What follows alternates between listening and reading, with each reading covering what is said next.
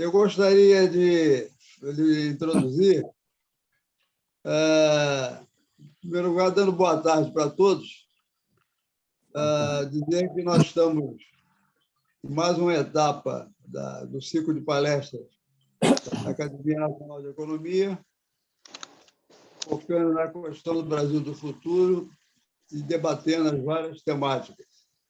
Nós temos hoje o nosso ilustre e excelentíssimo acadêmico, Salmínio Nascimento.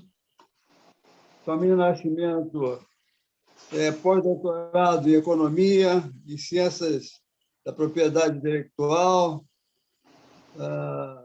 graduação e pós-graduação em Geografia, vice-presidente de Relações Institucionais da UNIT e é membro da direção do Conselho de Administração do Banco do Nordeste. Por favor, Salmínio, é um prazer tê-lo aqui conosco. Muito obrigado, presidente Arlindo, grato pelo convite e grato a Francisco aí que vai estar me ajudando. Eu aproveitei e convidei um não-membro, um amigo que tem interesse em participar, e disse que era aberto, o Milton Córdoba. Só para dar uma notícia, ele não quis falar, mas o Milton está trabalhando lá na CPI, tá? Da Covid. Está lá intensamente, prestando serviço. Mas, gente, pode passar para a próxima, por favor, Francisco? Olha só uma coisa, Salmínio. Se der algum problema e sair aqui, você continua que eu retorno, tá? Tá bom. Eu vou dividir a minha abordagem em dois tópicos, um cenário nacional atualizado e um cenário regional do Nordeste. Pode passar. Inicialmente, falar do cenário nacional. Qual é a situação hoje do crescimento econômico do nosso país? Nos anos recentes, 2018, e como nós estamos projetando 2021, e uma perspectiva de 2024, que é um horizonte próximo, não é? Um horizonte de mais 3 anos, é importante. É o seguinte, nós tínhamos em 2018 um PIB de 1,92 trilhões. Né? Esse era o nosso PIB em 2018. E aí nós declinamos em 2019 para 1,88. A pandemia fez o PIB do Brasil cair para 1,43 bilhões e em 2021 começamos a recuperar o PIB brasileiro e vamos chegar ao patamar que tínhamos em 2018 no ano de 2024. Então, aqui nesse primeiro gráfico, a minha apresentação é de que o crescimento econômico do Brasil, que nós deveremos ter, ainda tendo em 2021, e eu vou especificar melhor adiante, 2022, 2023, vai nos fazer a retomar o que tínhamos em 2018, lá pelos idos de 2024. E, antes mesmo da pandemia, nós já tínhamos tido um declínio no ano de 2019. Então, essa é a realidade do nosso... Um PIB desse, de 1,92 bilhões, a cotação do dólar de hoje é quase que 10 trilhões de reais. Tá? É aproximadamente isso. Mas a gente trabalha em dólar para poder comparar com os outros países. E aí vem um dado que é preocupante. O PIB recupera, só que a população continua crescendo. E aí o PIB per capita nós não iremos recuperar em 2024. O PIB per capita do Brasil, que ainda é muito baixo, estava em 9.194 dólares, e foi declinando, e o ano de 2020 foi lá para baixo mesmo, 6.783 dólares. Iremos continuar recuperando, mas em 2024 a gente recupera o PIB, mas não recupera o PIB per capita, porque a população continua crescendo. Então, como o PIB per capita é o PIB pela população, nós vamos ficar em 2024 ainda em um patamar inferior ao que tínhamos em 2019 e mais inferior ainda em relação a 2018. O bom aqui é que nós estamos em processo de recuperação. Pode passar a próxima, Francisco. E aqui demonstrando em termos percentuais como se chegam àqueles valores. O nosso PIB, ele teve um crescimento de 1,78% em 2018, 1,41% em 2019, aí caiu mesmo de 4% em 2020. A perspectiva para este ano é de 5,27% e um crescimento. É porque agora a gente está vindo de um ano de queda. Então, como foi um ano de queda, aí tem esse impacto, né, vai para 5,27%, mas 2022, 2023 tem uma certa estabilidade e a gente volta a taxas de crescimento que são taxas parecidas com o que cresce a União Europeia, com o que cresce os Estados Unidos. Esse é o que nós temos de projeções. Pode passar o próximo, Francisco? Não Próxima está live. indo. Não sou eu, não. Ela que está rebelde. Ela que está rebelde. Ela está rebelde? Espera aí, deixa eu ver aqui. Não está. Rebeldia de... Deixa eu ver aqui, espera aí. Congelou essa porcaria. Opa, agora passou direto. Conseguiu? Aqui. Isso, ótimo. Aqui é para a gente mostrar a volatilidade do dólar. Como o dólar tem sido... e isso daí tem influência para nós, né? Aí está mês a mês, de janeiro de 2020 até julho de 2021, ou seja, é recente. Hoje o dólar está em 5,17, mas em julho ele estava 5,26. Onde foram os picos do dólar? Março deste ano, chegou a 5,63. E aí, a vacinação, a gente pode até imaginar que não, mas a vacinação ela teve uma influência, a vacinação internacional, tá? Talvez agora a crise do Afeganistão não está afetando ainda, porque esse fator geopolítico ele não tem componente aí de petróleo muito forte, mas a gente vê aí que a volatilidade do dólar ela é grande. Veja, o dólar em janeiro de 2020, a paridade em reais era R$ 4,28, era um dólar. Quando foi no final de julho, a gente estava 5,26, agora a gente está em 5,17, data de hoje.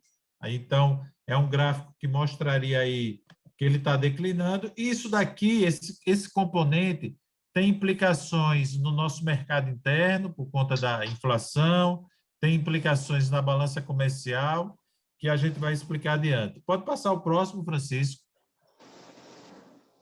Vamos falar agora daquele crescimento que nós mostramos os percentuais sobre as óticas que se refere à economia. Eu ainda estou falando de Brasil. Na ótica da demanda, olhando o lado da demanda, vamos analisar principalmente o primeiro trimestre deste ano, de 2021. Quem é que está puxando o crescimento econômico do nosso país? O investimento privado. Felizmente, os empresários estão investindo, estão apostando na recuperação econômica. As exportações têm dado a sua contribuição, mas a importação ela tem crescido, porque como eles estão investindo, e muitos estão investindo em bens de capital, eles estão importando bens de tecnologia para as inovações e os crescimentos econômicos. Então, esses dois componentes estão ajudando no crescimento econômico na visão da demanda. Agora, qual é o lado ruim? A despesa do governo ter diminuído, eu acho que é um componente interessante, é importante. A despesa do governo cai fortemente, 4,9%, mas as famílias, o consumo das famílias se reduziu nesse primeiro trimestre em 1,7%. No quarto trimestre do ano passado, 3%.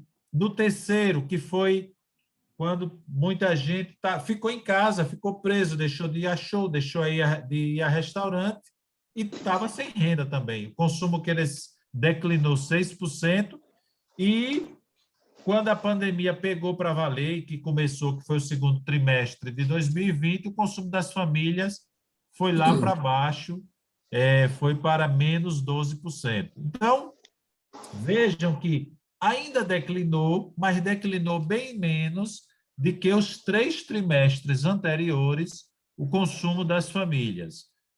A despesa do governo também, o governo teve que, mesmo ele tendo que se ancorar em programas sociais, a despesa do governo, ela também, porque vejam, imagine quanto o governo economizou de despesas de viagens, com passagem de avião, diárias de hotéis, porque tudo agora se faz online.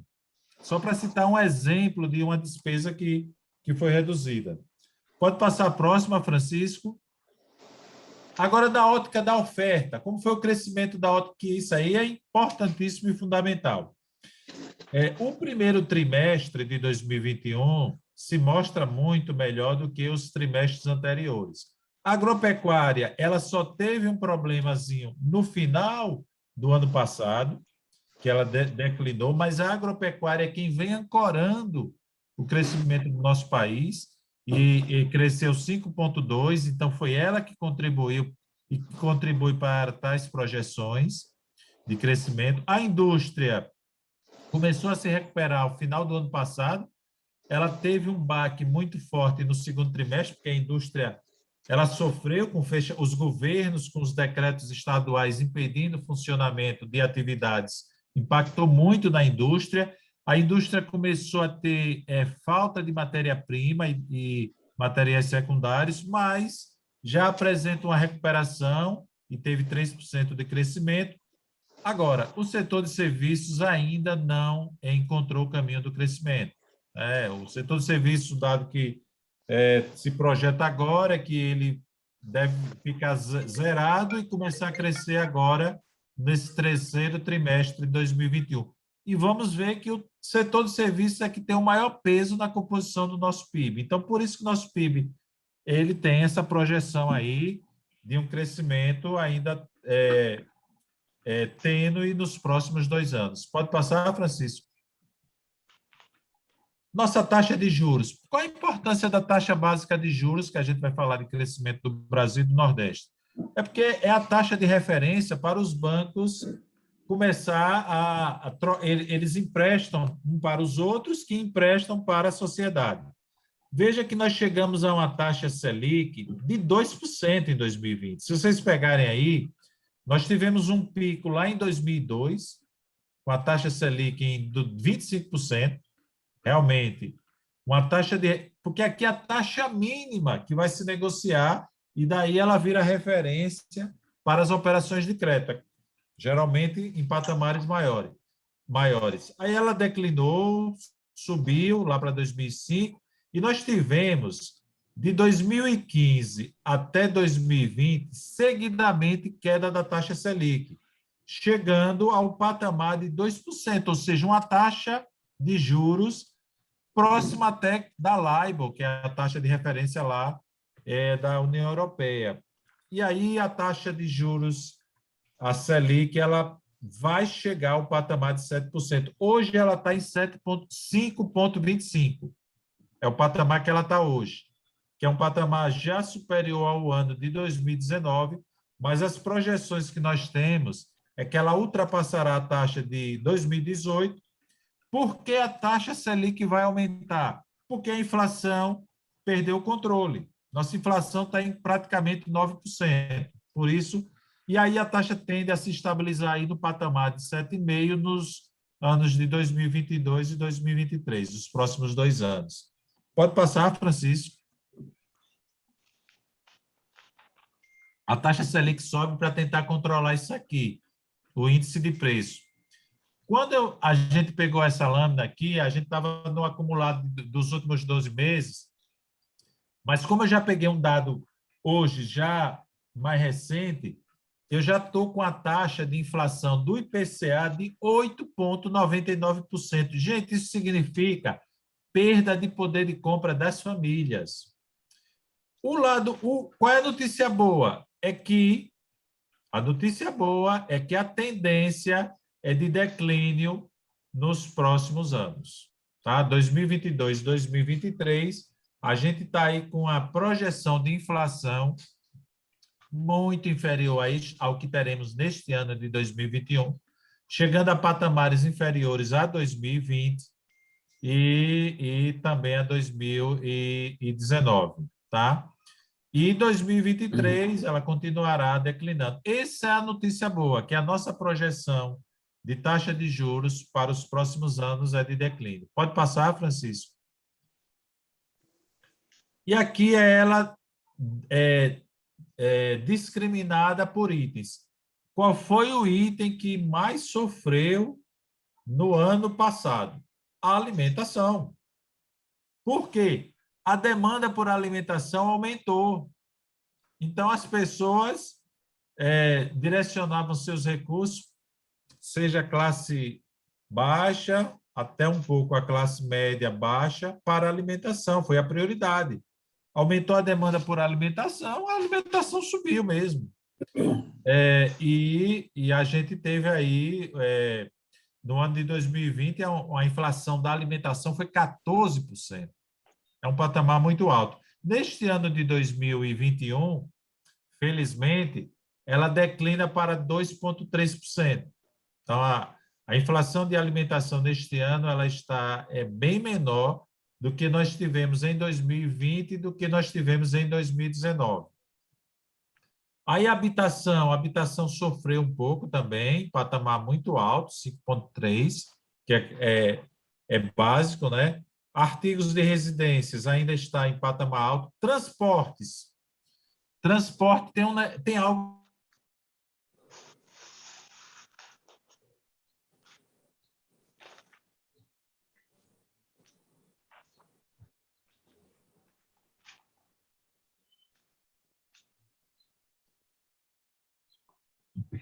Eu acho que ele congelou. Ah, tá. Deu uma travada também. Pensei que era só o meu equipamento.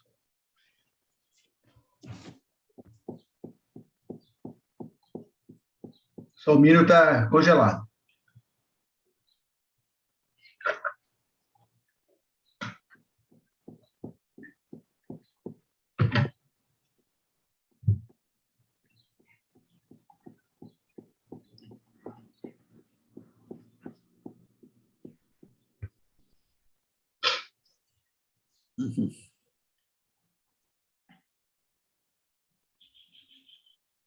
Alô? Estão me ouvindo? Eu estou. Ah, tá. Então é o Salmínio. Não, queria ver se era eu. É o Salmínio mesmo que está congelado. Acho que ele até caiu. Eu acho que o Salmínio caiu. Caiu sim. Deve estar reiniciando, né? Está reiniciando lá.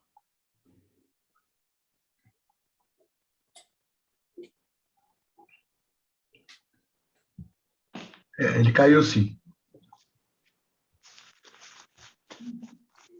Já ele volta, com certeza. Não, o problema é o tempo, é que ele tem que reiniciar. Ah.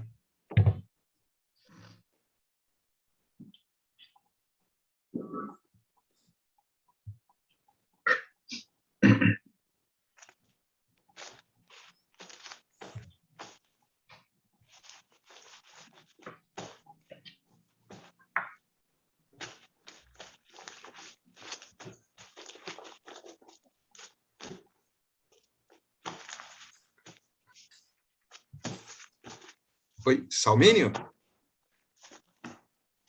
Ah, isso, era só para te avisar. Era o seu que travou. Mas a gente está lhe esperando aqui, sem problema. Manda ele trazer o café.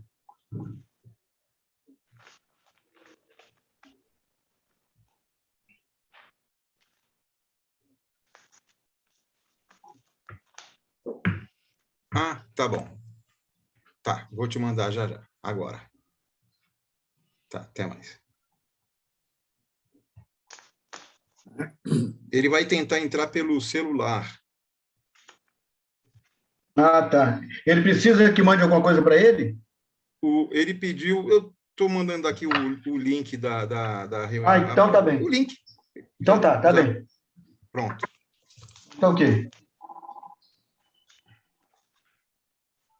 Oi, tá chamando?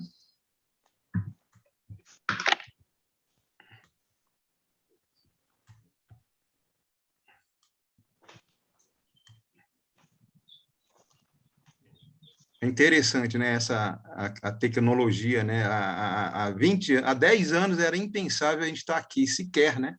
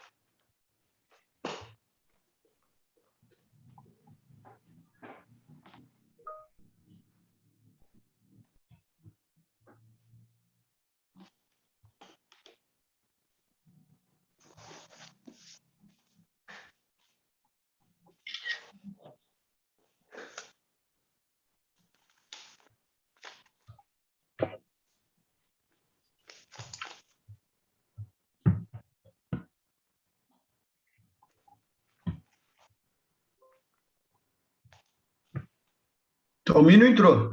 Tá entrando. Opa! Já tá entrando já.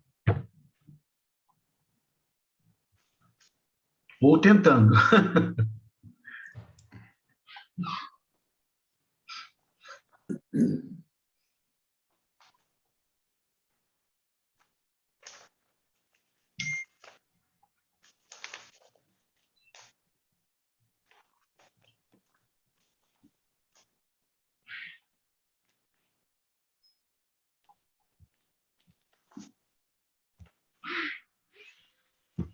Tá entrando já.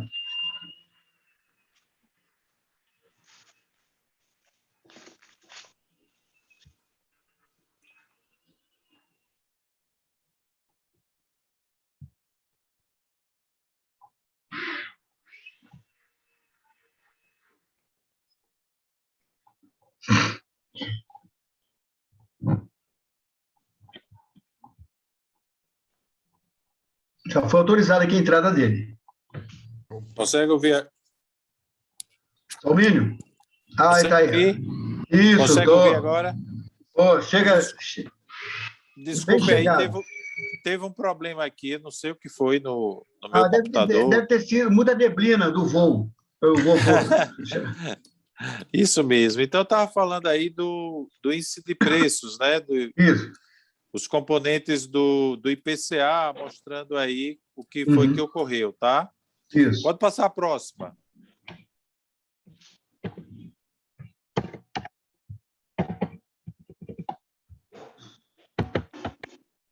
Peraí. Aí. Essa. Aí é o IGPM.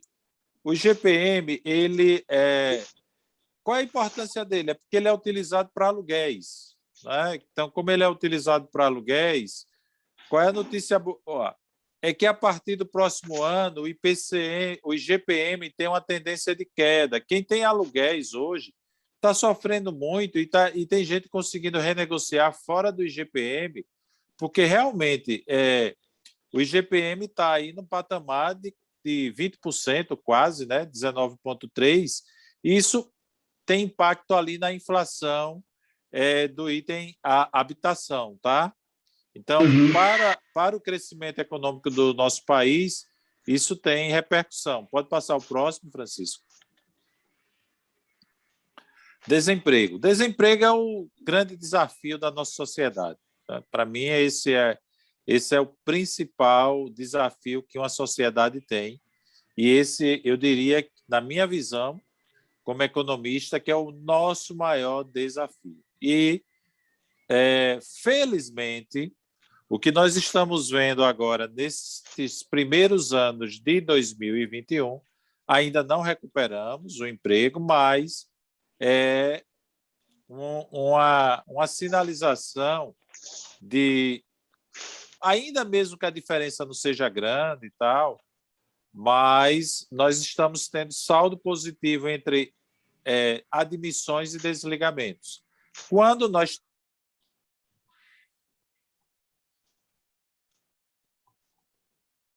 tivemos, no final, isso realmente foi danoso para a gente.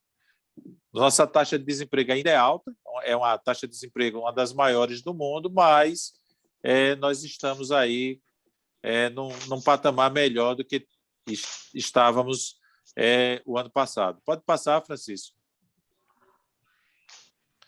E aí, esse gráfico aqui é o animador, tá? A taxa de desemprego nossa, que teve aí um pico, teve um pico aqui no início desse ano, no patamar aí, caminhando para 14%, né?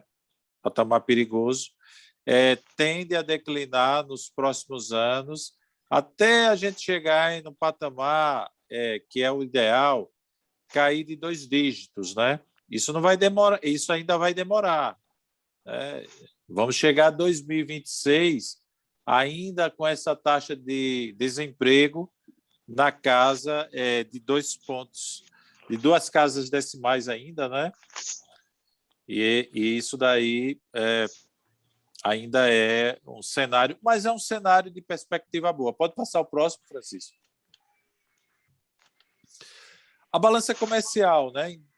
A balança comercial tem sido importante para a gente, saldos positivos constantes aí. Por isso que eu apresentei aquela questão do dólar, essa oscilação do dólar ela acaba impactando aí nessa questão da nossa balança comercial, porque ele motiva mais ou menos o nosso exportador.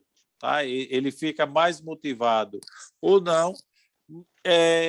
Veja que no ano de 2021 nós vamos ter aí um saldo bom, 68 bilhões de dólares de superávit na balança comercial, mas aí ele tende a declinar nos próximos anos e se estabilizar aí na casa de 60 bilhões. Pode passar o próximo, Francisco?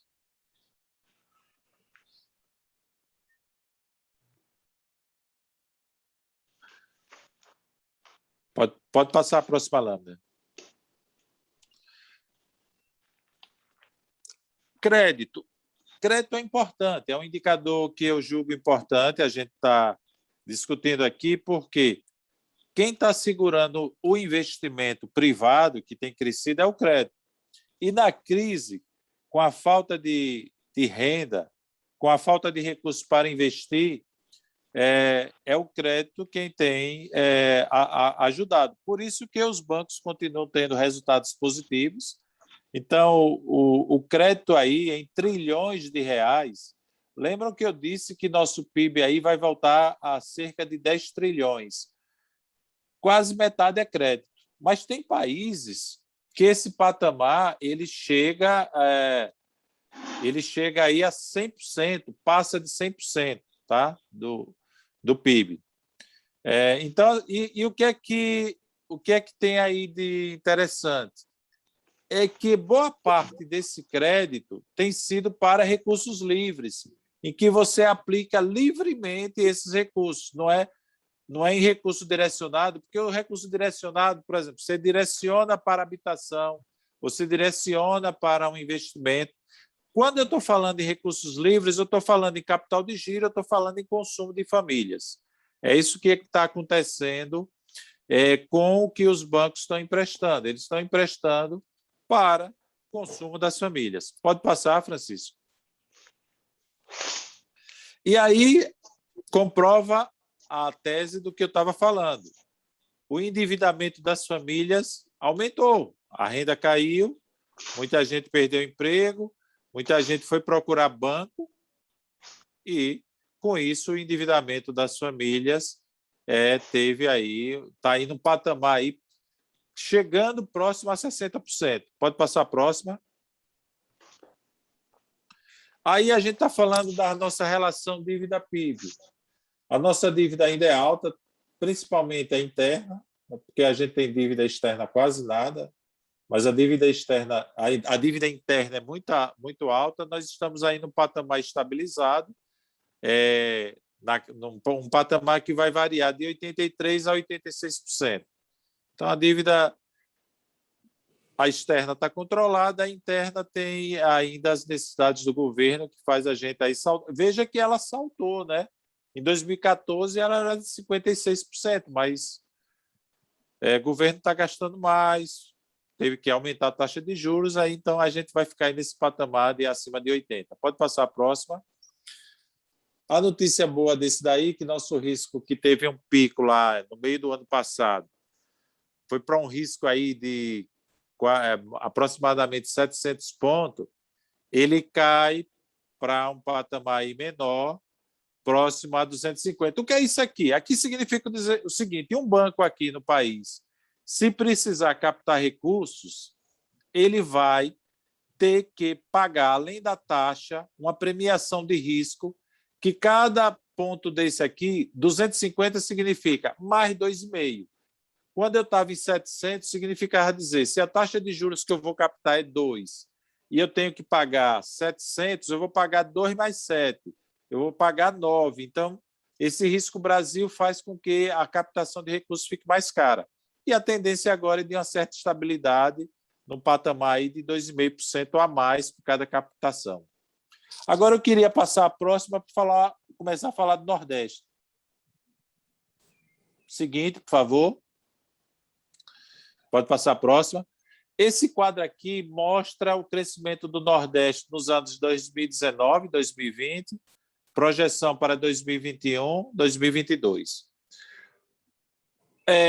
Na distribuição do PIB brasileiro, 54% é da região Sudeste, 17% é do Sul, o Nordeste tem 14% do PIB do país. É isso. O Nordeste tem aproximadamente 1/3 da população, mas em termos de riqueza ele detém 14%. Esse patamar não mudou muito nos últimos 20 anos. Ou seja, se a gente pegar esse século XXI, nós mantivemos, era 13%, mas nós mantivemos o mesmo patamar.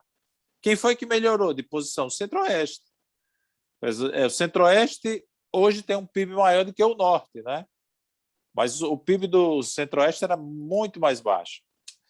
E como é que se comportou o PIB do Nordeste nesses últimos anos?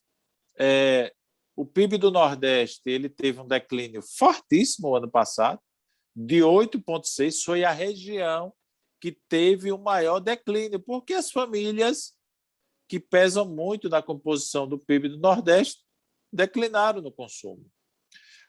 Para 2021, a tendência é um crescimento de 4,8%, mas é um patamar inferior ao que vai crescer o Norte, inferior ao que vai crescer o Nordeste, o Sudeste, inferior ao que vai crescer o Sul, e aí praticamente no mesmo patamar do Centro-Oeste. Então, essa posição aí de 14%, ela deve se estabilizar. Mas esse é o Nordeste. O Nordeste é 14% da economia do país. É isso o Nordeste. Pode passar o próximo. Esse aí é que é gritante, o PIB per capita, em 1.000. Né?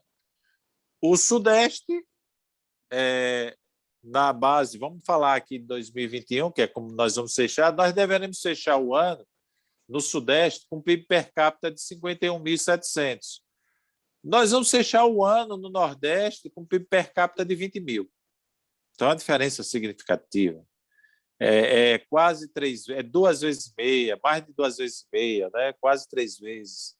A diferença é muito forte. Veja, o Norte tem um PIB per capita melhor, porque lá tem uma população menor. E o que a gente percebe é que o Centro-Oeste, em termos de PIB per capita, ultrapassou o Sul. Hoje, o Centro-Oeste está caminhando para igualar o PIB per capita do Sudeste e até mesmo ultrapassar, pela riqueza que o Cerrado tem propiciado. E o Nordeste ainda está aqui nesse patamar inferior a todas as demais regiões. Porque uma coisa é você ter 14% da riqueza, mas você tem 1/3 da população então você tem o menor PIB per capita, significa dizer que efetivamente é a região mais pobre do país. Pode passar o próximo. E como é que isso está distribuindo? Se o Nordeste é desigual, a desigualdade interna ela é mais forte ainda. Porque um quarto da riqueza do Nordeste está em um estado, a Bahia. A Bahia tem 26% do PIB do Nordeste. O Ceará tem 20%. Quando a gente soma aqui Ceará com Pernambuco tem 20%, Pernambuco, Ceará e a Bahia, que são os 3 estados, você tem aqui 60% da riqueza do Nordeste.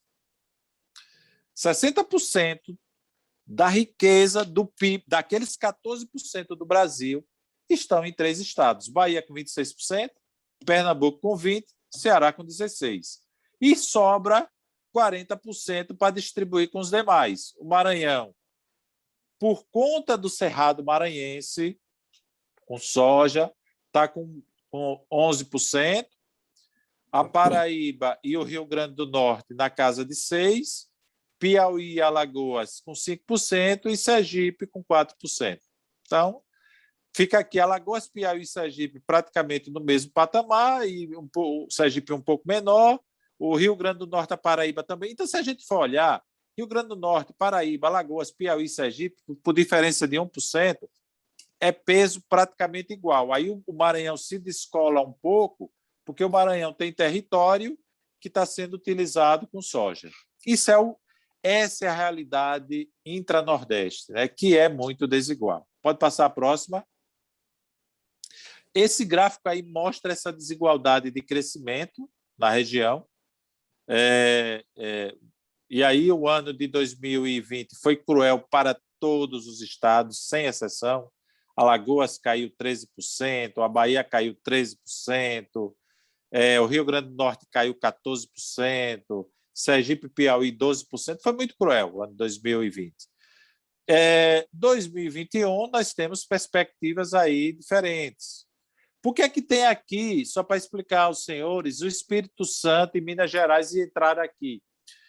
Como tem uma parte do Espírito Santo e uma parte de Minas Gerais que é considerado Nordeste, polígono das secas, o norte de Minas Gerais e o norte do Espírito Santo, no estudo que eu consegui com o Banco do Nordeste, a gente também analisou esse cenário desses estados nesse território que está dentro do Nordeste, mas ele não entra naquela composição dos 14%. É só para entender que o Nordeste, referente a esses estados, ele é um Nordeste melhor, principalmente lá no Espírito Santo, do que o Nordeste daqui. Por quê? Por que é que eles são Nordeste? Eles são Nordeste para receber incentivos fiscais da Sudene, para receber incentivos fiscais do Banco do Nordeste. E olha, quando eu estive na Sudene em 2018, teve um pleito lá do governador, então, da época, que queria colocar o Rio de Janeiro também nessa lógica de incentivos, só para entendimento. Então, aqui mostra também que há uma perspectiva de recuperação no ano de 2021. Pode passar o próximo, Francisco? Aqui é falando do desempenho setorial do Nordeste. Gente, lembrem que eu mostrei lá no gráfico que o setor de serviços não recuperou. E aqui no Nordeste, o ano passado, o setor de serviços teve um desempenho de 12% de taxa negativa. A notícia boa é que, ao final deste ano, deverá crescer 5%, mas volta para um patamar baixo no próximo ano, porque agora é recuperação do que estava fechado. Qual é o problema? É que esse setor, que caiu 12% o ano passado, ele representa 71% da economia. É isso. A indústria é 18% e a agropecuária é 11% da economia da região. Porque os produtos industrializados do Nordeste, que são consumidos no Nordeste, vêm em grande parte do Sudeste. O que é produzido no Nordeste não atende à demanda local, nosso processo de industrialização ele ainda é retardatário. Então, quem pesa mesmo aqui na região é o setor de serviços, 71%. A agropecuária, relativamente ao país, ela cresceu de peso principalmente pela região que envolve o Piauí, o Maranhão e a Bahia, esse cerrado que envolve esses 3 estados, ajudaram aí com que a agropecuária nordestina crescesse. Pode passar o próximo, Francisco. E aqui, no próximo, eu vou mostrar por estado. Vejam que, por estado, o desempenho da agropecuária em 2020, né, ele foi ali... o Piauí sofreu, né, porque aí o Piauí teve uma seca aí, que impactou, mas aí o Piauí vai se recuperar fortemente no ano deste ano. Ele tem uma perspectiva de recompor o que ele teve de queda, tá? Fortemente, porque lá tem uma região nova, a região da Gurgueia, que está em franca expansão. O Maranhão também, porque o Maranhão e o Piauí eles têm uma região ali em comum, o sul desses 2 estados, onde eles vão estar recuperando a produção de milho, soja, pecuária. Então, aqui eu tenho discriminado por estados como é que está o desempenho agropecuário. Pode passar o próximo, para falar do desempenho da indústria. A indústria de Alagoas cresce 2,9%, a do Ceará realmente vai ter um destaque aí de um crescimento de 7,9%. O Porto do Pecém está ajudando, mas o ano passado a indústria cearense caiu 5,4%. Por quê? A indústria cearense tem um componente forte, têxtil, e as pessoas deixaram de comprar produtos têxteis. Então, eles sofreram um baque forte. O Ceará sofreu fortemente. Pernambuco se mantém aí num patamar de crescimento de 2021 na casa de 4%. A tendência é que decline porque os investimentos eles ainda estão se redistribuindo e o porto de Suape, aquela região de Suape, ainda está em processo de recuperação. Pode passar a próxima. Vamos para o setor de serviços, que é o setor que vai mostrar que o ano passado declínio em todos os estados. Declínio forte na Bahia de 16%, em Pernambuco de 13%, em Alagoas chegou a declinar 17%. Por quê? As pessoas não tinham... Por que Alagoas cai tanto? Gente, veja, o turismo, né? Alagoas tem um peso fortíssimo do turismo, e o turismo foi afetado. Por isso que ela reverte agora, no ano de 2021, em 6,8%, dá uma reversão aí, e melhora. Pernambuco também vai para 8,1%. Os estados começam a recompor aí o que eles perderam no setor de serviços. Pode passar o próximo. Aqui é a inflação do Nordeste. Né? A inflação do Nordeste ela foi alta, foi muito alta, e vai ser mais alta ainda este ano de 2021. Essa é a nossa realidade. A inflação do Nordeste aí, ela fica aí nesse patamar, no Maranhão de 6,5%, no Ceará de 7%, em Pernambuco de 6,5%, de 6,8%, porque o componente alimentos pesa mais aqui na composição do IPCA. Pode passar a próxima. O Nordeste, os estados que têm melhor desempenho são os grandes. A Bahia, o Ceará, Pernambuco, e aí vem o Maranhão um pouco. Ali em Alagoas o que aparece é o açúcar de exportação, e os outros estados são periféricos no processo tanto de exportação como de importação.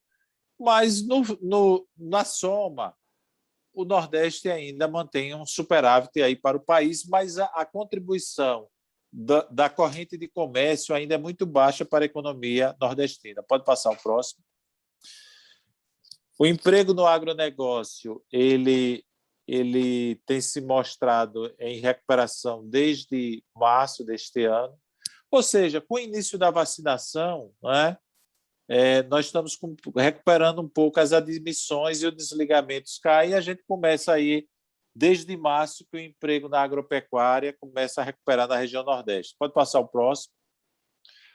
O mesmo ocorre na indústria, começa a recuperar um pouco também o saldo de emprego na indústria. Pode passar o próximo. Setor de serviços, menos, porque a recuperação dele é mais tênue, mas a diferença é que ele já mantinha um saldo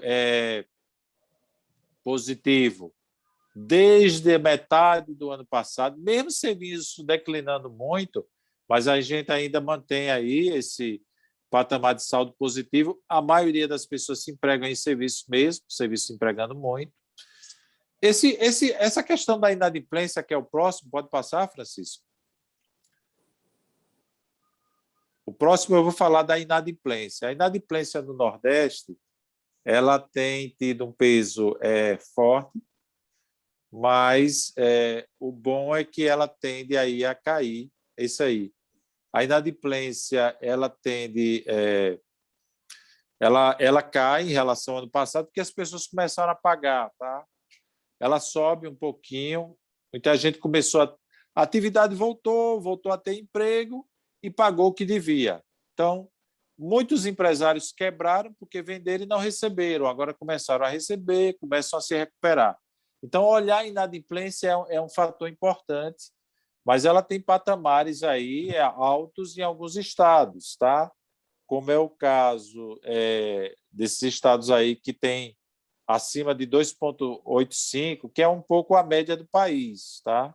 Então, tem estados aqui como a Paraíba, como Pernambuco, acima de 4% a inadimplência das pessoas. Pode passar o próximo. Para mostrar que também no Nordeste, no próximo, o crédito ele tem sido fundamental para o consumo das famílias, para os investimentos. E aí aquele assunto, gente. Os estados mais ricos consomem mais crédito e continuam o processo de concentração de riqueza. Mais uma vez, Bahia, Ceará e Pernambuco leva a maior parte dos créditos que são destinados para os estados nordestinos. Aqui eu estou falando crédito de um modo geral, para pessoa física, para empresa e para governos. Tá? Ainda continua concentrado nesses estados. Pode passar o próximo, que é o último, para abrir o debate, para abrir a discussão. Eu quis trazer alguns cenários. Eu acho que o grande desafio da região Nordeste é como é que esses órgãos regionais de desenvolvimento do Nordeste, Banco do Nordeste, que é um banco regional que aplica cerca de 30 bilhões de reais por ano, Chesf, que traz energia para a região e ultrapassa a região, a Codevasf, que é para desenvolver o Vale do São Francisco, mas ultrapassou. A Codevasf agora tem atuação até na região norte. O DENOX, que é um órgão de 100 anos, que era para trabalhar com a questão das secas. E a Sudene, que foi ressurgida em 2008 e é para trazer empresas via incentivos fiscais, como é que eles podem se juntar numa ação coordenada e permitir que mude esses patamares que eu apresentei aqui da região Nordeste, que são patamares, em termos econômicos, baixos para a realidade populacional que nós temos. Né? Esses indicadores que eu mostrei, econômicos, eu não foquei muito nos indicadores sociais, educação, patamares de educação, que é um indicador social, patamares de saneamento, que é outro indicador social, que são baixos. Eu fui mais na questão dos indicadores econômicos. Eles são ainda muito abaixo da realidade das demais regiões. E um grande desafio é como trazer investimentos para a região, porque o investimento é que propicia emprego, propicia renda e pode mudar o cenário que nós temos do Nordeste. O Nordeste cresce, mas não cresce no termo adequado para atender às necessidades da população local. Era essa a apresentação que eu tinha para fazer e abro a discussão, o debate para os confrades e companheiros. Muito obrigado. A apresentação, eu entendo que o presidente Arlindo vai deixar à disposição de todos. Espero que tenha sido proveitoso para os senhores. Estou à disposição para ouvir, para indagações, dúvidas e perguntas. Muito obrigado, presidente Arlindo. Eu espero ter cumprido a minha missão e não perca o emprego. E ao Francisco agradecer demais a gentileza. Não perdeu o emprego de jeito nenhum, Francisco. Que bom. Ufa. Depois eu tenho uma questão, presidente. Alguém levantou a mão aí. Eu. Francisco. Ô, Salmir, obrigado aí. Para mim sempre é bom estar ouvindo isso aí. Sendo Nordeste, como diz o presidente, me faz melhor ainda. Me diz uma coisa, a lei do petróleo e gás, recentemente sancionada, vai trazer algum impacto significativo? E que impacto é esse para o Nordeste em si? Ou não vai trazer impacto nenhum? Tem impacto, sim, Francisco. Muito boa a sua abordagem, mas ainda não foi calculado, porque não há ainda, com precisão, uma medição do que nós temos de disponibilidade de gás. Aqui no estado onde eu resido, moro, sou filho daqui, que é Sergipe, o menor da região Nordeste, o segundo menor território do país. Eu estou conseguindo entrar aqui também no computador. Aliás, eu vou continuar no celular, tá? Para evitar aqui microfonia. Então, aqui nós temos uma perspectiva de gás enorme vinda do oceano. Porque Exatamente. tem uma questão que as pessoas esquecem, é o seguinte: tem o território terra mesmo e tem o território marítimo que você tem que somar. Então, faz parte do território, todos os estados nordestinos têm mar, até o Piauí, né? Porque o Piauí fez uma negociação e pegou um pedacinho do mar lá na Parnaíba. Exatamente. Né? Ele tem mar também, o Piauí. Ele vai trazer, sim, um impacto positivo para a região, mas a gente não conseguiu ainda mensurar. Eu não tenho como mensurar, porque é uma matriz energética importantíssima. A gente está vendo agora o que está acontecendo com a energia. Aqui tem uma termoelétrica que é uma das maiores termoelétricas do mundo e que vai ser acionada para suprir demanda de energia, porque não está chovendo. E nossa matriz é toda hidrelétrica, é muito concentrada em hidrelétrica. Aqui a gente tem potencial para eólica, tem potencial para solar, mas ainda não atende a demanda. O gás é um componente forte para as indústrias, mas precisamos também ter gasodutos para fazer o gás chegar de forma adequada, com preços adequados, principalmente no interior nordestino, porque ele está muito no litoral. Mas, respondendo de forma objetiva, ele vai trazer impacto, eu diria que ainda pequeno, não dá para dizer o Nordeste vai passar a ter 20% do PIB, porque chegou o gás. O gás é um componente que vai ajudar a melhorar o PIB do Nordeste. Pelo que eu estive lendo, tem uma impacto de... acho que é Forfet, que era da Petrobras, que fechou, ela foi reativada em virtude disso, né? Isso aí é verdade? A Fafem, exatamente, Fafem. Vamos lá. A Fafem é a fábrica de fertilizantes. Fertilizante, isso. Que era da Petrobras.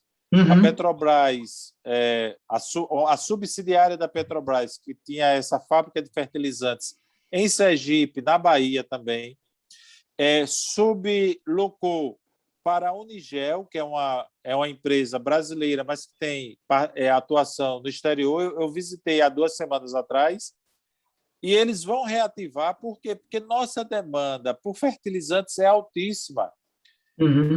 Nosso agronegócio é quem sustenta o crescimento, e nós importamos mais de 80% dos fertilizantes. E a Petrobras, simplesmente, eu não quero saber disso, eu quero me especializar em combustível, porque eu sei vender combustível, eu sei produzir, eu sei extrair combustível, eu não sou desse ramo.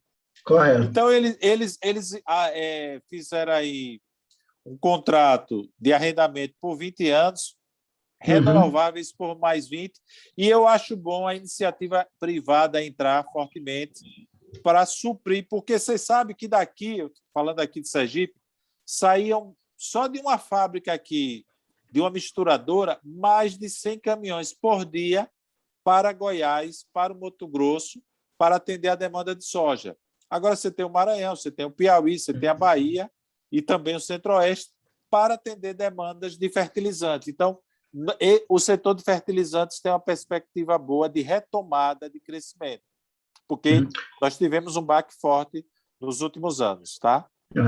E, por último, na iniciativa privada, eu li essa semana que a indústria Maratá, para quem não conhece, a indústria Maratá é uma das grandes indústrias do estado de Sergipe. Ela vai de suco de laranja a pimenta né? E está vendendo no Brasil inteiro, né? E hoje vende no Brasil inteiro. Eu, particularmente, aí, meu lado sergipano, mais de gostar de pimenta, eu acho que a pimenta, a gota da Maratá é muito melhor do que aquela americana que usa a pimenta mexicana, entendeu? Eu acho que ela é melhor. A Maratá, pelo que eu vi, ela também está fazendo um trabalho de expansão. Está construindo uma nova área industrial. Isso aí é uma visão de resultado de que o crescimento no Estado, aí quando eu falo do Estado por acaso, mas eu vejo o Nordeste, realmente é resultados que estão vindo para desenvolver, para o crescimento da região? É aquilo que a gente chama de integração vertical, né? É uma indústria que está buscando fazer sua integração. Aí ela vai fabricar um produto que ela precisa. Ah, tá. Né? Ela também vai investir em frigorífico para diversificar. Por que ela está entrando em alimentação animal? Vamos lembrar, milho. Nós comemos milho, mas os porcos e os frangos e os galináceos comem muito mais do que nós. Muito mais. Muito mais. Eles consomem muito mais. Nós vamos consumir milho em forma de carne, quando estamos consumindo frango e também... Então, assim, é uma indústria forte, grande, e que ela está vendo o seguinte: eu quero entrar em todos os segmentos alimentícios que eu tenha alto consumo humano e também alto consumo animal. É estratégia empresarial de uma empresa que vem tendo resultados positivos. Por quê? A última coisa que nós vamos deixar de consumir é alimentos. Exatamente. Certo? É isso. Obrigado aí. Desculpe aí, pessoal, pelas questões. Mas eu estou à disposição para todos os confrades aí, também para os convidados. Salminho, boa tarde. Boa tarde. Parabéns pela sua exposição. Na semana passada, nós tivemos aqui um debate na ANE sobre a questão da Amazônia Azul, contexto territorial brasileiro, e isso demanda um incremento efetivo na economia. Olha, o Nordeste tem uma posição estratégica muito grande, excelente. Ele está a poucos de distância com a costa europeia. Você pega toda a costa marítima, está próxima, é estratégica, é rota. E, com base nisso, demandou-se o porto daqui, o porto de Pecém, o porto de Recife, o porto de Ilhéus, que está agora reconformando. Então, dentro desse cenário de estrutura, de logística, de portos, como é que está inserido esse processo de desenvolvimento econômico do Nordeste? Presidente Arlindo, excelente abordagem. O Nordeste tem um potencial portuário imenso. A gente tem exemplos da Coreia, né? Vamos falar da Coreia do Sul, que realmente é o país de referência da questão portuária. A questão portuária ela está agora com a iniciativa privada. Durante muito tempo, nós ficamos dependentes do governo. Muito tempo, governo federal, seja governo estadual. A iniciativa privada ela vai modernizar, ela vai viabilizar os portos se ela verificar que tem movimentação. Nosso país ainda não decolou na navegação de cabotagem, que é a navegação entre os estados do próprio país. Essa é a navegação de cabotagem que seria fundamental. A nossa utilização portuária é basicamente para exportação e importação, comércio exterior. O Nordeste está se abrindo para o Centro-Oeste como alternativa logística, mas ainda um pouco dependente de caminhões, porque basicamente escoa no Sudeste, né? A gente tem um escoamento forte no Espírito Santo, a gente tem escoamento forte lá em São Paulo, Santos, mas Suape, Pecém, que são novidades portuárias, tem um patamar de desenvolvimento bom, mas todos os estados eles têm condições.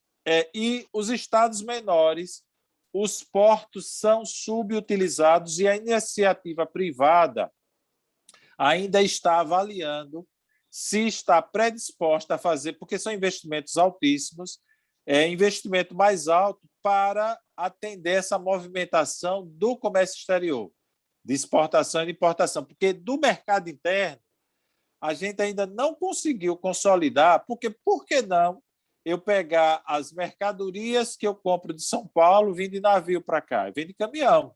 São vários caminhões, não vem de trem, porque ferrovias eles estão tentando aí recuperar. A navegação de cabotagem ela ainda não está implementada, ela ainda não está válida. Então, nós estamos ainda a depender das motivações dos empreendedores, porque nem governo estadual, nem governo federal vai investir em portos. Essa é a realidade. Eles não têm margem para isso. Mas nós temos investidores. O que eu acho que seria importante era a gente fazer roadshow internacional e trazer investidores internacionais para aumentar o número de portos que nós temos aqui na região. Tem estados aqui que tem litoral, que dá. A Bahia mesmo tem um litoral imenso, dá para ter várias saídas. Todos os estados, até os estados menores que têm litoral aí, aqui que tem um litoral na casa de 200 quilômetros, dá para você ter mais de uma saída portuária e atender demandas logísticas desse centrão do país que tanto tem produzido riqueza, mas vai depender muito aí dos investidores privados. Muito obrigado pela pergunta, presidente. Salmínio, eu queria completar aí. Posso? Deve. Salmínio, com a referência a isso, nós estamos aqui no estado, nós temos um porto também que está subutilizado pela sua capacidade, e a Federação do Comércio aqui está fazendo articulações. Eu mesmo fui rever a visita lá ao porto, e justamente eles estão preparando e já estão recebendo algumas cargas vindo daquela região lá de Petrolina, né? Que hoje, se a duplicação da BR-235 se concretizar, então nós vamos ter um corredor de exportação, porque talvez seja a menor distância entre a parte lá do que eles chamam do Matopiba, né? Que é Maranhão, Piauí e a sigla dos estados aí, Tocantins e Bahia. E Bahia, Maranhão, Piauí, Tocantins e Bahia. Então, aí você pode ter um corredor de exportação através da BR-235, desde que ela seja duplicada naturalmente, para que vai utilizar melhor esse porto e talvez, se houver demanda, ampliar. Exatamente, concordo com você. E aí casa com aquilo que eu falei. É o modal rodoviário que integra com o modal aquaviário, né? Claro. Nós não temos. Se a gente tivesse ferrovias, eu acho que a utilização dos portos seria muito maior, muito melhor. Isso. O Milton, que está aqui participando também, ele mandou aqui para mim dizendo que os pesqueiros chineses estão se aproximando da nossa costa. É verdade. Só que eles não estão chegando no limite, porque nós temos o limite das milhas aqui, que eles não podem chegar. Então, mas eles têm competência e capacidade aí e sabem do potencial. A pesca brasileira, e aí me lembra, ela é muito subutilizada, mas é muito mesmo. Muito subutilizada. A gente tem a Amazônia Azul, que o presidente Arlindo se referiu, é um achado que a gente precisa potencializar. Isso, né? E por isso que eu mandei, né? A China, lá do outro lado do mundo, vem para cá, perto, aqui na nossa fronteira, e nós que estamos aqui, ao lado dessa fronteira, entregamos essa riqueza, né? Assim, de bandeja, né? Isso. Obrigado, Milton. A palavra está franqueada. Eu gostaria de perguntar o seguinte. Primeiro elogiar aí a palestra, muito bem, muito objetiva e muita riqueza de dados. Então, a minha pergunta é a seguinte. Recentemente foi concluída parte do sistema de transposição do Rio São Francisco. Eu perguntaria, já houve algum reflexo real em termos de economia para o Nordeste? Excelente pergunta. Não dá ainda para avaliar, porque o que a gente tem percebido, né, o que eu tenho percebido enquanto economista, enquanto alguém que vê a região, essa água que chegou, ela está indo para, basicamente, o consumo humano. Não é uma água que está sendo destinada a perímetros irrigados, à produção agrícola, porque a ideia era essa, né? Em regiões áridas, que aqui tem aridez mesmo, tem semiárido aqui que é próximo a árido, né? Árido é lá no Saara, ali é árido, aquilo é que é árido, né? A ideia era de produção de alimentos. Nós ainda, como ela está se concluindo, mas ela ainda está atendendo de forma primária, preliminar, demandas de abastecimento humano mesmo, porque nós tínhamos períodos, por exemplo, aqui em Aracaju, onde eu estou, nós consumimos água do São Francisco vinda a 100 quilômetros, vem a 100 quilômetros, por gravidade, para consumo aqui. O Anselmo pode confirmar aí que nós passávamos vários períodos com falta d'água, da população ficar semanas sem ter água para consumo. E isso existe muito forte no interior do Nordeste. Então, por enquanto, está atendendo a essa demanda de necessidade de consumo humano, e eles ainda estão avaliando, porque vamos lembrar que a irrigação ela é importante, ela é fundamental, o eixo Petrolina-Juazeiro está aí para comprovar isso, mas ela é muito predatória para os rios. O São Francisco ele sofre com isso. Então, eu diria, confrade, que do ponto de vista de resultado econômico, nós ainda não conseguimos ter uma repercussão, porque ainda estamos com água para atender essas demandas emergenciais da população. Anselmo, o que eu estou falando procede de nós termos vários períodos com falta d'água, principalmente na sua época de adolescente. Isso era uma verdade, era uma realidade local? Nós tínhamos vários períodos. Hoje a coisa está bem melhor por causa, primeiro, a própria adutora do São Francisco, ela deu um reequilíbrio em tudo, e também outros mananciais aqui próximos à capital também foram descobertos. Então, hoje você tem um abastecimento razoavelmente contínuo, você não tem tantas interrupções, né? Mas anteriormente nós tínhamos problemas de abastecimento aqui. E a água do São Francisco ajudou? Muito, muito mesmo. São 2 redes de 1 metro de diâmetro, né? A rede é muita água.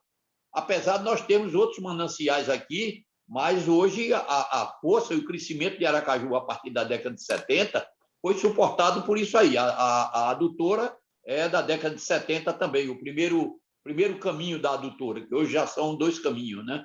Então, realmente. E conforme você falou, esse atendimento básico das populações do interior, que sofriam muito por falta de água para beber, não era água para os projetos de irrigação, que você também colocou, e ela é predatória, porque ela consome muita água. Haja vista a própria redução da carga do São Francisco, desde lá das nascentes, lá na Serra da Canastra, para cá. Então, houve um decréscimo, tanto é que Xingó, que foi construída para funcionar com 9 turbinas, ela hoje trabalha com 2. Trabalha com 2 turbinas, 3 no máximo. Por quê? Porque não tem água, não tem volume de água, né, para abastecer as turbinas, que poderia gerar mais energia. Então, era essa observação. Volta ao confrade que perguntou se está satisfeito com a resposta. General Aragão.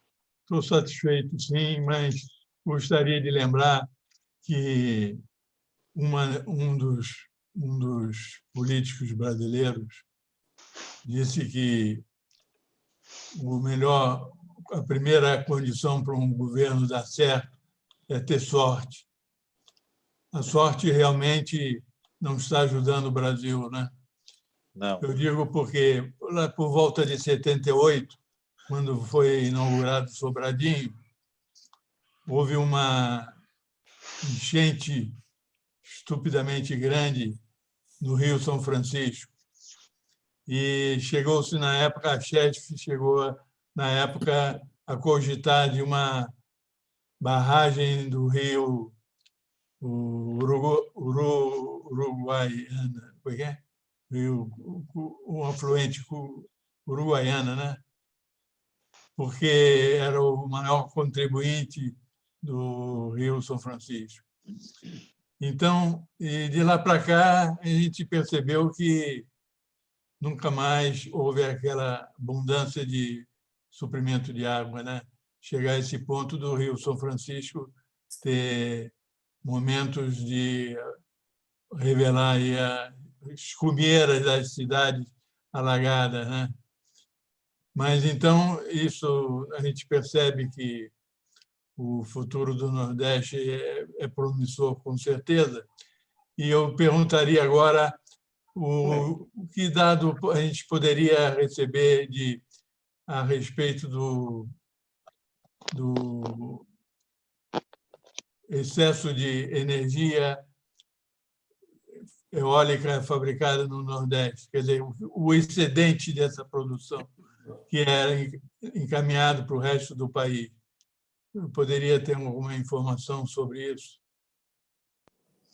Confrade, infelizmente, nós não temos excedente ainda. Por quê? Porque nós não temos a energia eólica, que é a dos ventos, que ela cresceu muito no Rio Grande do Norte, e o Rio Grande do Norte tem uma expressão que cabe mesmo. Lá o vento faz a curva, é verdade. Lá tem Paracuru, lá Rio Grande do Norte, Ceará, o Piauí, também tem lá naquele litoral. Todos os estados aqui do Nordeste têm energia eólica, de ventos, mas é uma matriz que não atende nem parte da demanda local ainda. Essa é a realidade. Sabe o que é que está crescendo mais do que a eólica aqui na região? É a solar. Por que a solar cresce? A eólica exige investimentos altíssimos. O investimento da eólica é alto. Hoje já tem produção nacional, mas é um patamar mais elevado. A solar, ela cabe num investimento pequeno. A gente vê aqui, hoje você vai ver barracas nas praias com energia solar, hotéis com energia solar, residências, condomínios com energia solar.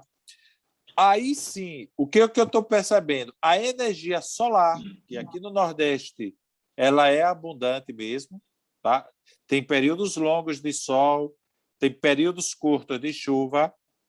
A energia solar está permitindo que o consumidor, pessoa física, não empresas, mas pessoa física, consiga vender o seu excedente no mercado livre. Então, eu diria que hoje o que a gente tem de perspectiva futura, e já é uma realidade, de venda de excedente de energia não é na eólica, é na solar.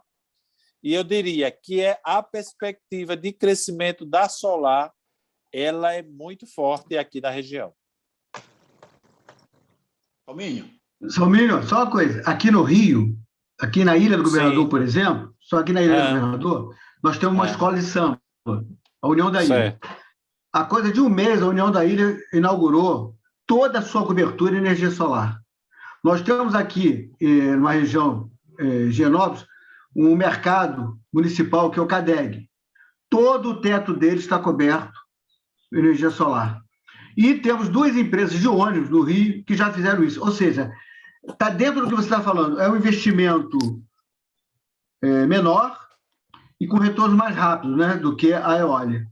Exatamente, só para mostrar que aqui no Rio a gente tem isso aqui. São os exemplos que eu tenho, podem ter outros que eu não conheça, tá? Desculpe aí, confrade. Excelente, excelente. Eu acho que Anselmo queria falar também, o confrade Anselmo. 2 coisas, 2 pontos. Primeiro é que sobre essa questão da energia solar, há uma tendência hoje de até, naturalmente, não tudo, mas grande parte dos telhados, né, das coberturas, vamos assim dizer, Hoje, até estacionamento aqui em Aracaju, ele não tem mais a telha comum, ele não é colocado em cima da telha.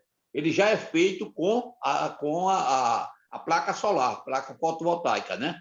Então, isso é uma tendência que vai, no futuro, como você falou aí, hotéis, residências, condomínios, todos já estão colocando as placas, porque ela é um investimento mais barato e tem um crédito abundante a longo prazo, e às vezes você se paga com o próprio investimento.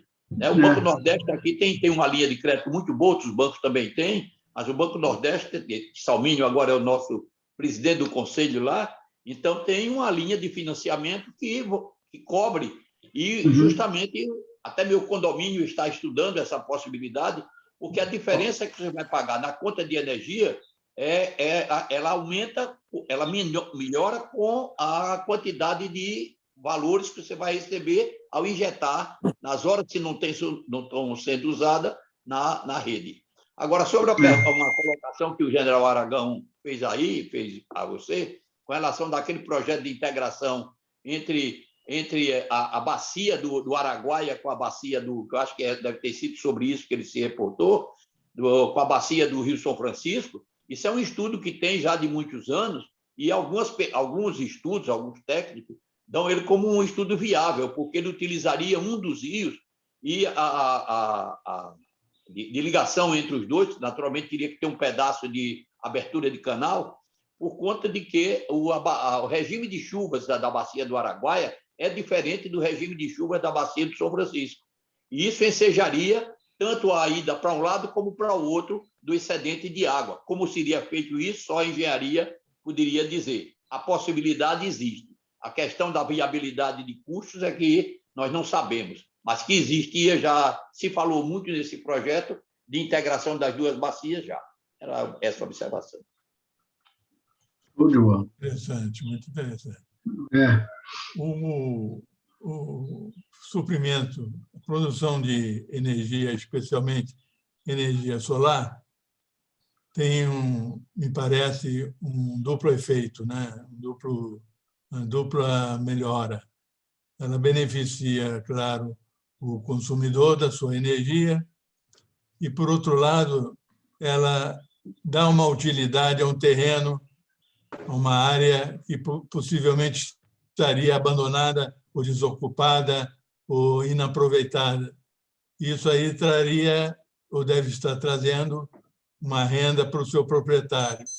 Eu pergunto se já houve algum tipo de avaliação disso aí em termos econômicos.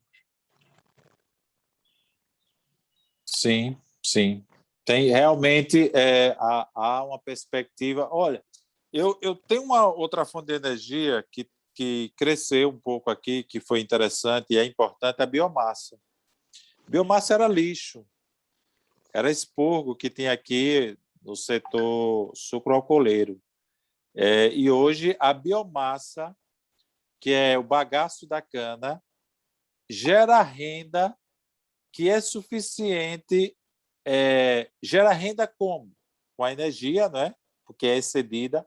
Além dele fornecer energia para si, ele fornece energia suficiente, naquelas que são bem organizadas, para pagar algumas despesas fixas que colocam a indústria num patamar de competitividade melhor. Então, eu estou citando esse exemplo para voltar e dizer que, efetivamente, esses excedentes aí são rendas adicionais, porque a energia está se mostrando cada vez mais um ativo importantíssimo, determinante na nossa economia. E você ter energia mais do que suficiente, ou seja, quem tem a geração solar, ele está tranquilo, porque ele produz para si, ela acompanha no celular quanto produziu e ainda vai ter excedente para vender e contribuir com a formação de sua renda. Então, a gente tem uma tendência, sim,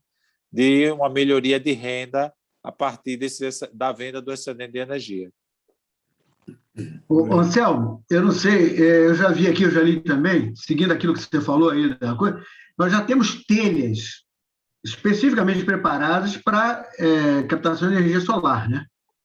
Existem já telhas preparadas para isso, ou seja, acompanha aquilo que você estava falando, né? Estacionamentos, prédios, aquilo já vem. Isso aí vai minimizando até o custo. Você, em vez de comprar a telha e a placa, você compra a telha. Então, isso aí... quem me passou isso, inclusive, foi meu filho, né? A Duratex está fazendo isso, né, O Duratex, exatamente. O meu filho que me trouxe isso, que meu filho é professor, uma das matérias dele é essa aí, numa das faculdades que ele dá aula. Aí ele mostrou para ele aqui. Eu queria só uma licença, se não for incômodo, e pedir até perdão.